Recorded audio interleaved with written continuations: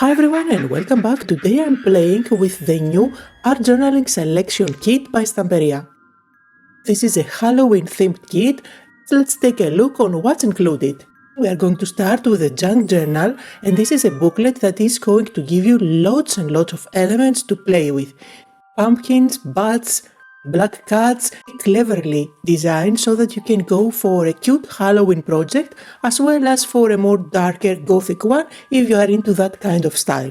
Some of the pages are going to give you stickers, while others are going to give you cutout papers that you just pop out of the booklet. Now let's look at what the other is included in the kit. You will find a selection of Rub Ons, and they transfer beautifully on paper, on glass, on wood, on so many different surfaces, even on fabric. You also get a clear stamp set with a lot of images that you can use and play for your Halloween projects. 2 stencils, and so spider webs, branches, stars, and so much more. The last but not least product which is included, and these are the Ephemera designs. The art journaling selection kit is out now and you can grab it from your favorite retailers.